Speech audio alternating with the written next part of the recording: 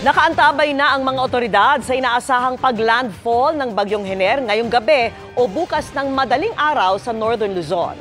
At mula sa Dagupan, Pangasinan, nakatutok live si Jasmine Gabriel Galban ng GMA Regional TV. Jasmine. Vicky, nakaalerto na ang iba't ibang lokal na pamahalaan sa probinsya ng Pangasinan sa posibleng epekto ni Bagyong Hener. Samantala, nakahanda na rin ang mga evacuation center.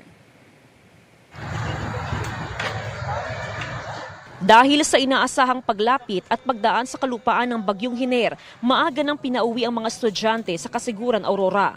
Ngayong gabi o bukas ng madaling araw, inaasahang maglalandfall ang bagyo sa Aurora o di kaya ay sa Isabela.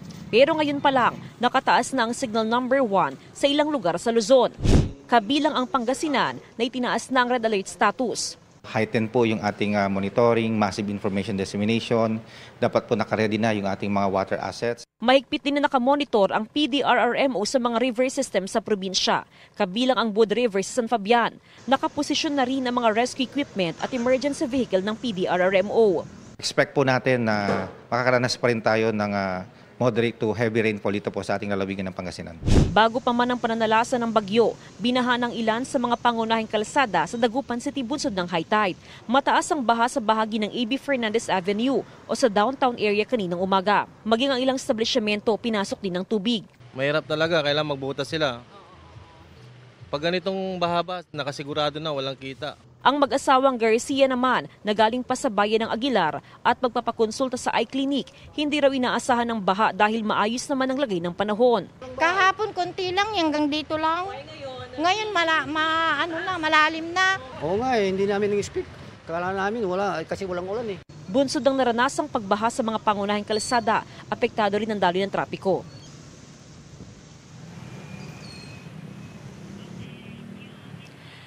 Vicky, sa ngayon mahigpit ang monitoring ng PDRRMO sa mga major river systems sa probinsya ng Pangasinan. Samantala, mahigpit din ipinapatupad ang no fishing at no sailing policy sa mga baybayin sa probinsya. Vicky?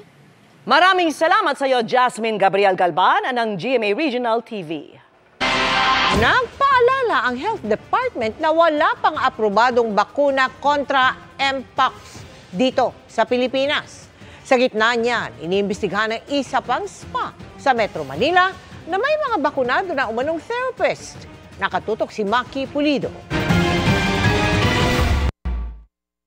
Sa gilid ng mga litrato ng mga massage therapist sa social media post ng isang spa sa Metro Manila, nakatatakang Mpox vaccinated na ginamit na ring hashtag sa post.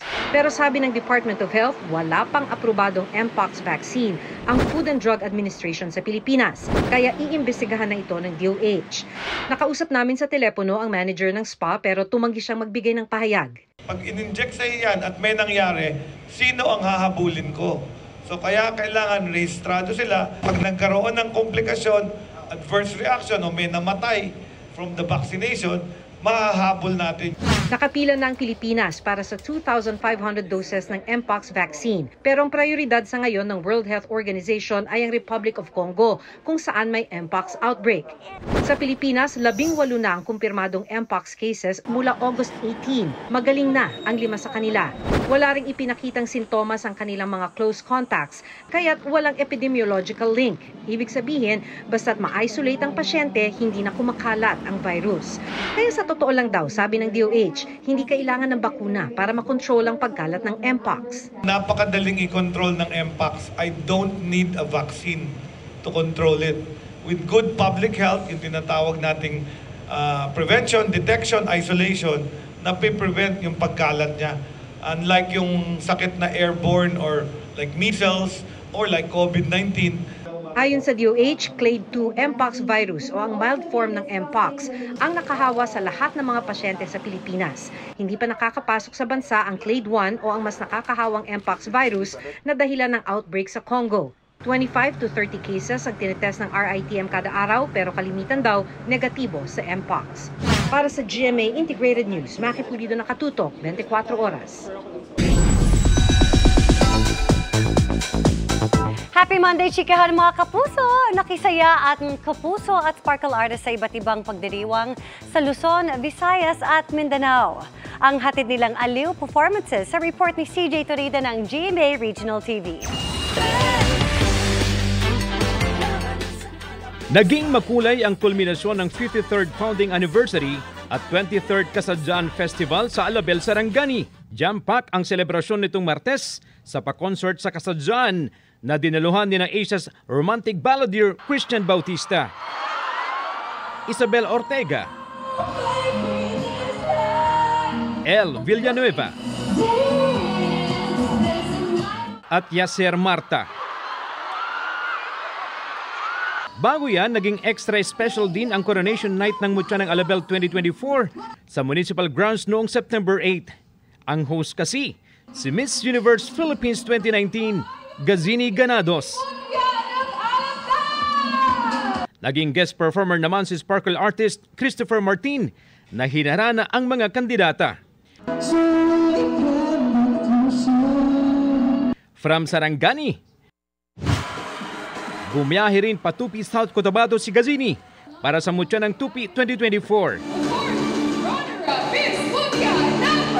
Nakasama niya si sparkle artist Aaron Villena.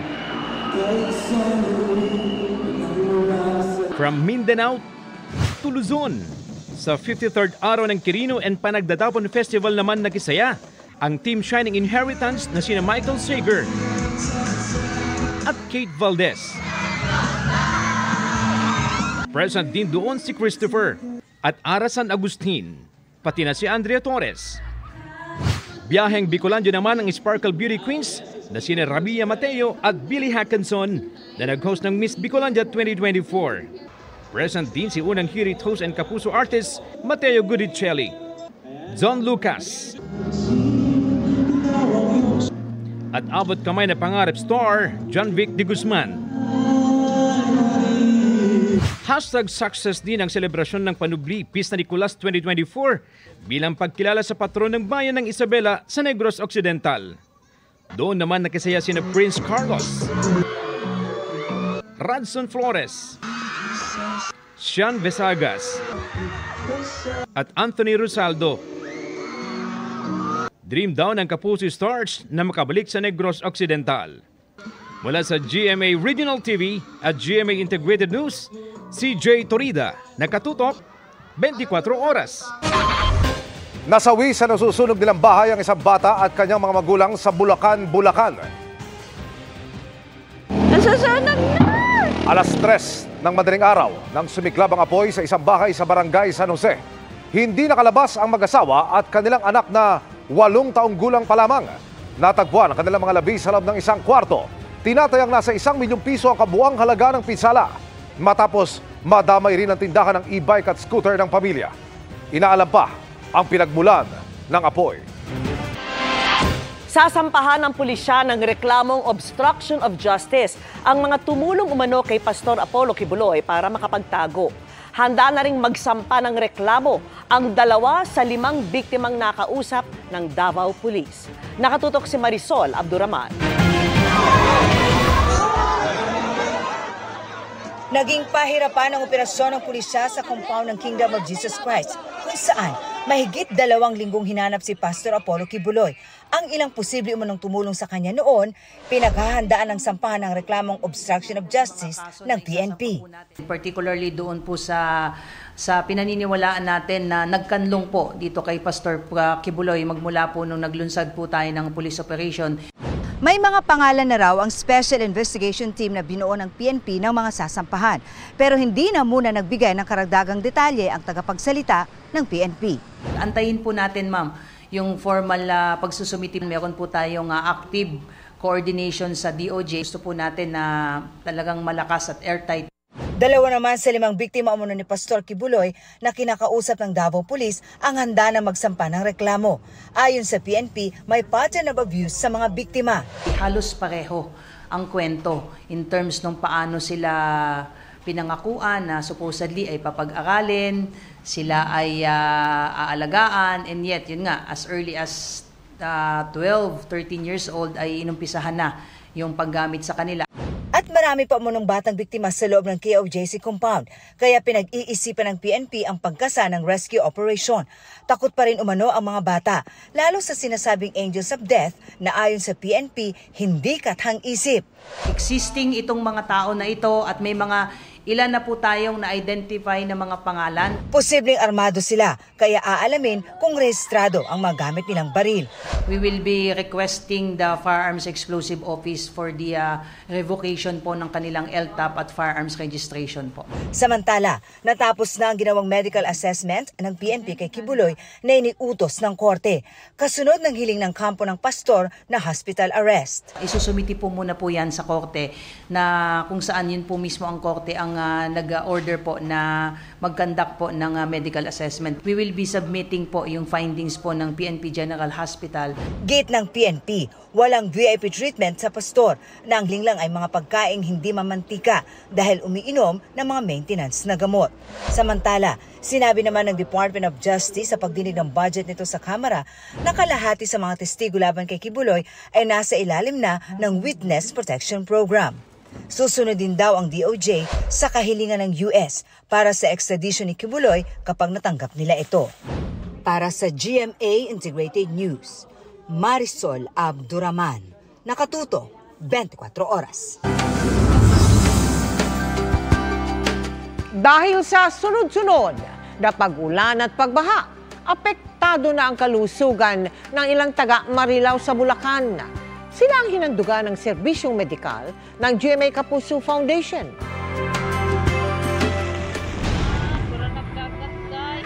Hindi lang pinsala sa ari-arian ang iniwan ng Bagyong Karina at Habagat noong Hulyo. Dahil kasi sa pagbaha, apektado rin ang kalusugan ng mga taga-barangay Lambakin, Marilao sa Bulacan. Ang ilan sa kanila nagkasugat sa paa, pati ubot sipon. Nababad sila sa ulan, kaya kaakibat na rin po noon yung trangkaso, yung ubo. Si Marife, pabalik-balik na raw ang trangkaso nang lalo pang pinahirapan ng bukol niya sa liig. Sobrang kati dahil sa baha, hindi ko pa po ito napatingnan. Kulang po ako sa financial po talaga. Ang kalagayan ng mga residente ng Barangay Lambakin, inilapit ng National Housing Authority sa GMA Kapuso Foundation. During the Typhoon Karina, nagmamonitor po kami ng resettlement site. Nakita po namin ang pinakagrabing naapektuhan po nito ay yung Marilao o Barangay Lambakin. Kaya agad natin itong tinugunan sa ilalim ng ating Kalusugan Caravan Project. Libreng medical consultation, libreng bunot ng ngipin at optical services ang handog natin sa 1,000 residente. Karamihan, meron silang mga upper respiratory tract infection. Second, yung hypertension. Ito yung reason yung typhoon na Karina. So may iba kasi diba, hindi nakapag-take ng mga gamot nila. Nagpasuri na rin si Marife. Nag-request lang tayo ng ultrasound at saka konting blood examination. Yung sa may paa naman niya, mukhang nagkaroon ng infection dahil sa pagkakaluson sa baha. Nagbigay din tayo ng mga libreng gamot at pagkain. We really want to thank the doctors, the dentists, lahat ng mga barangay health workers na nakiisa sa atin ngayon. Namahagi rin tayo ng school supplies sa mga kinder at grade 1 students doon. Thank you talaga sa GMA Kapuso. Libre po ang gamot. Ngayon na pansin nyo ako, parang lumakas po ang loob ko. Muling nagkasunog sa Philippine General Hospital kaya dali-daling inilikas ang ilang pasyente. Narito ang aking pagtutok. Traffic na po tayo! Nagkalat sa atrium o quadrangle ng Philippine General Hospital ang mga pasyente bandang 6:00 kaninang umaga. May mga naka-stretcher at may mga naka-wheelchair pa. Inilikas kasi ang mga pasyente. Makaraang masunog ang bahagi ng mezzanine area ng main building. Yung usok ay gumapang, so walang choice kundi ilikas muna yung mga pasyente namin sa wards 1, 2, 3, and 4 kasi yan yung malapit sa area. Mapasok na po kami, yun sinabi na hindi na daw kami matuloy pumasok dahil may sunog daw sa ward. Kaya po lumabas kami lahat. Grabe po yung usok doon sa likod. Kaya yung mga tent po, pinagtatanggal ng mga guard. Siyempre takot. Buti na lang wala pa kami sa loob. stretcher ang pasyente ko eh. Mahirap di ba, naka-stretcher. Ang DOH agad namang umalalay sa mga pasyenteng kailangang ilipat ng ospital. Ayon sa BFP, umabot sa second alarm ang sunog na idineklara namang fire out bandang alas 7 ng umaga. Sa inisyal na investigasyon naman ng Manila Fire District, nasunog ang tinatawag na call room sa mezzanine sa main building. Ang involved po natin is a mezzanine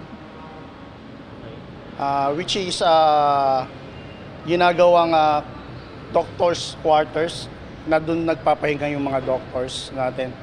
Ang involved po natin doon is overheat ng air condition. Pero kung ano ang ugat, wala pang malinaw sa ngayon. Wala pong nasunog na pader, kesame, flooring, kundi po yung sunog po nangyari sa mga medical supplies po na nandoon. Yung area nga po na nasunog ay renovated area po, yung office complex na yon. No? May maayos po yung room. Kaya hindi naman po daw sa wiring, kaya kailangan po namin iniimbestigahan. Walang naiulat na nasaktan. Humingi ng paumanhin ang pamunuan ng PGH sa mga naabalang pasyente dulot ng insidente. Nakatundo ngayon sa rehabilitation ng ospital ang ilan sa kanilang mga programa para maisaayos ang mga pasilidad na luma na. Actually, medyo nadadalas nga. Kaya merong ongoing pong rehabilitation sa building. Kasama na po din yung pag-improve ng mga electrical wiring. Ilang oras ang lumipas, balik normal na ang operasyon ng ospital. Para sa GMA Integrated News, Emilio Sumangil, nakatutok 24 oras. Isa sa bawat 100 batang Pilipino ang naging biktima ng sexual abuse sa paggawa ng online sexual exploitation material batay sa datos ng International Justice Mission noong 2022. Ayon kay Pangulong Bongbong Marcos, nakapanlulumo ito at hindi raw dapat payagang magpatuloy pa.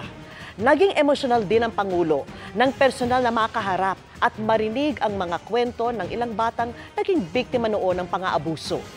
Hanggang sa kasalukuyan, itinuturing ang Pilipinas na epicenter ng child pornography materials.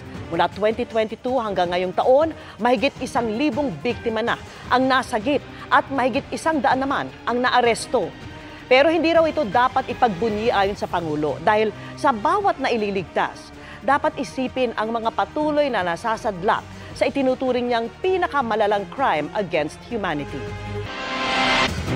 Arestado ang 5 Chinese national at Chinese-Filipino translator na umano'y iligal na nakasakay sa isang dredging ship.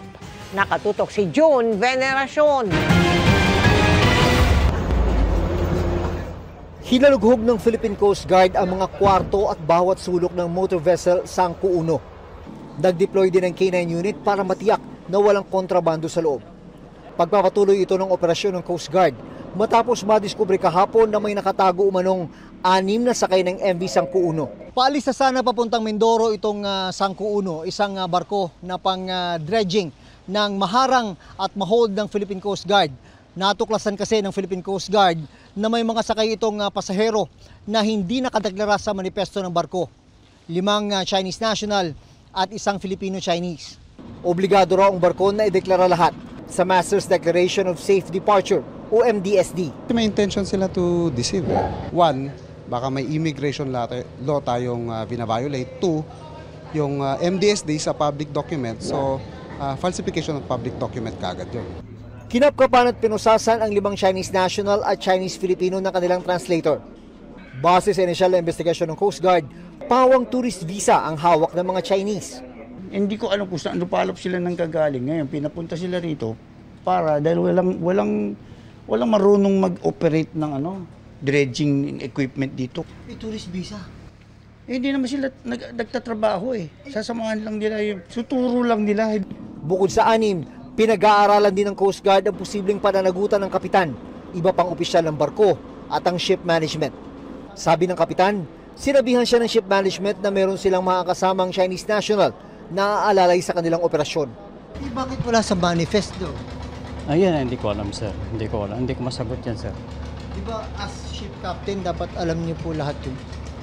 Ay, hindi naman po lahat. Pag ano, kasi nandyan pa si ship owner representative, di ko masagot yan. Hindi ko alam talaga. May pirma ka sa dulo eh. Oo, so may pirma siya, may pirma. Natanggap natin, kapitan. Tsaka yung second mate. Dadalhin ng 6 sa detention facility ng Coast Guard sa Taguig. Para sa GMA Integrated News, June Veneracion, Nakatutok, 24 Oras.